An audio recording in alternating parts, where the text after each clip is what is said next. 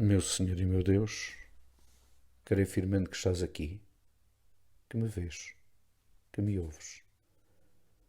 Adoro-te com profunda reverência. Peço perdão dos meus pecados e graça para fazer com fruto este tempo de oração. Minha Mãe Imaculada, São José, meu Pai e Senhor, anjos da minha guarda, intercedei por mim. Há um provérbio popular que utilizamos com relativa frequência e que exprime uma realidade humana que é a da incoerência entre aquilo que dizemos, aquilo que exigimos e depois aquilo que nós próprios fazemos, ou neste caso, não fazemos. E esse provérbio é de todos nós conhecido, mas vou dizer à mesma. Me emprega Frei Tomás, faz o que ele diz, não faças o que ele faz. O Evangelho da liturgia de hoje poderia dizer que resume-se exatamente nesta expressão popular. Jesus critica os escribas e os fariseus. Chama-lhes hipócritas. Porquê? Exatamente porque eles exigem aos outros, pregam aos outros aquilo que eles mesmos não fazem. Jesus utiliza aqui várias comparações, dizendo que a aparência exterior não reflete aquilo que vai no interior, tanto dos escribas e dos fariseus. É só aparência. Vivem apenas de aparências. Pois poderíamos dizer que este Evangelho se dirige também hoje à Igreja, às nossas comunidades e a nós mesmos. Faz-nos refletir muitas vezes sobre a incoerência da nossa vida. O Evangelho que pregamos, a fé que celebramos, muitas vezes também não se manifesta no dia a dia, no concreto da nossa vida, no nosso trabalho, na nossa relação familiar, em geral, no nosso dia a dia. Os outros esperam de nós porque sabem que nós somos cristãos, vamos à missa, temos formação cristã, esperam de nós um exemplo. E bem, esperam que nós sejamos consequentes com o Evangelho que escutamos em cada celebração. Que a nossa vida seja um espelho da fé que recebemos, que celebramos, como dizia, e que também que pregamos, que anunciamos aos outros. E a melhor forma de pregar, a melhor forma de anunciar, por assim dizer, de convencer o outro daquilo que acreditamos, não é tanto pelas palavras, mas é quando as palavras são acompanhadas do exemplo da nossa vida.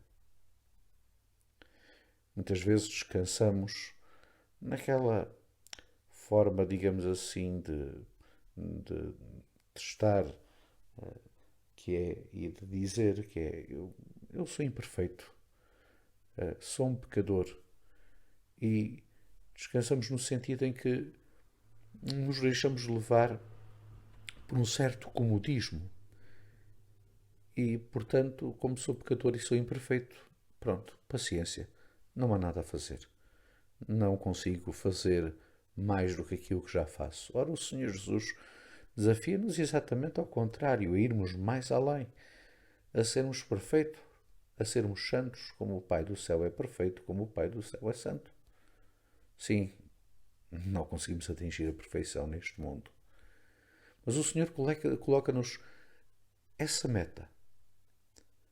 Ainda que não consigamos alcançar, ela é-nos colocada para que corramos, para que não desistamos, tal como um atleta, tal como aquele que corre, ou qualquer outro atleta, se põe todos os dias assim uma barreira um pouco mais além, para alcançar uma barreira a superar, exigindo de si mesmo todos os dias um pouco mais, um pouco mais. Assim também nós. Temos que exigir de nós mesmos um pouco mais todos os dias. Aperfeiçoarmos mais a nossa vida, conformarmos mais a nossa vida com o Evangelho, a vivermos esse Evangelho, a darmos um verdadeiro testemunho. E quando isso acontece, quando nós somos capazes de todos os dias melhorar um pouco, os outros vão olhando e vão vendo que a fé que nós celebramos, que nós professamos, de facto torna-se visível na nossa vida. Para tal também é necessário que façamos um exame diário de consciência. Fazer o exame de consciência todos os dias, coisa que às vezes se vamos esquecendo, porque à noite nos colocamos a ver a televisão, a ler um livro e esquecemos de rezar e esquecemos de fazer esse exame de consciência. Mas o exame de consciência ajuda-nos exatamente a termos a noção da nossa fragilidade, dos nossos erros diários, ajuda-nos a pedir perdão ao Senhor e ajuda-nos também a fazer o propósito de melhorarmos naqueles erros, naquelas faltas que cometemos, aqueles erros que cometemos ao longo desse dia e no outro dia tentar de facto corrigir tudo isso.